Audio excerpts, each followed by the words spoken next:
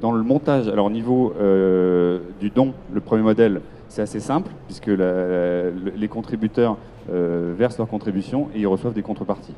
Juridiquement, c'est très simple, c'est juste un contrat en fait d'achat-revente. La livraison peut être échelonnée, mais fiscalement, ça s'apparente à de la vente.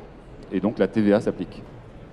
Le deuxième modèle, dans le prêt, on a un contrat où les personnes prêtent de l'argent et ensuite ils sont remboursés.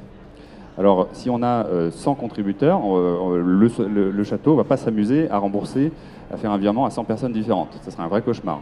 Donc, ce qui fait, en fait, le viticulteur, ou le domaine, ou l'entreprise du vin, fait un virement unique à la plateforme. Et ensuite, c'est la plateforme Internet qui va dispatcher les fonds auprès de automatiquement auprès de tous les contributeurs, tous les prêteurs.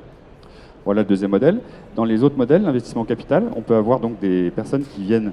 Alors là, j'ai mis volontairement un trait plein, alors que c'était très pointillé, parce que là, ils sont actionnaires. Donc c'est vraiment une relation un peu plus long terme.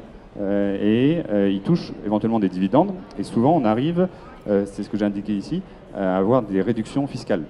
Ça peut être intéressant, pas seulement pour l'investisseur, parce qu'on se dit toujours la réduction fiscale, c'est intéressant pour l'investisseur, parce qu'il réduit ses impôts, mais c'est surtout intéressant en fait pour le domaine viticole. Pourquoi en fait? Parce que on va pouvoir faire une offre de rachat des titres à un prix inférieur.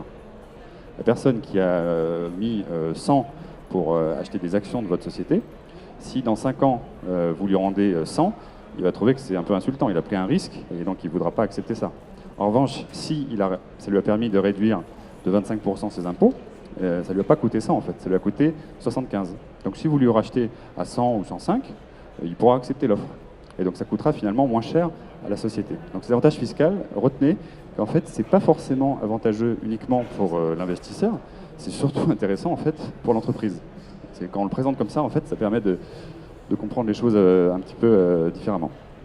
Et on peut avoir éventuellement interposé un holding intermédiaire, si c'est dans certains cas, ça peut être bien. Ce n'est pas indispensable. Et le dernier modèle, qui est une variante, au lieu d'investir dans la société d'exploitation, on peut investir dans une société foncière.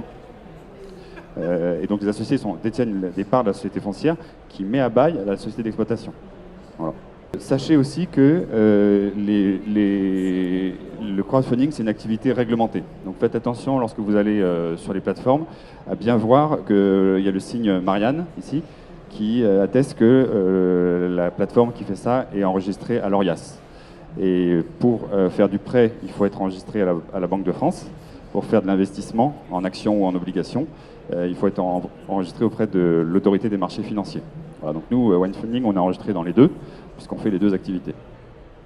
Mais c'est important d'avoir ça, faut pas, parce qu'il y a malheureusement quelques arnaques qui surgissent de temps en temps. On a aussi développé, c'est intéressant pour certains projets, un label financement participatif pour la croissance verte.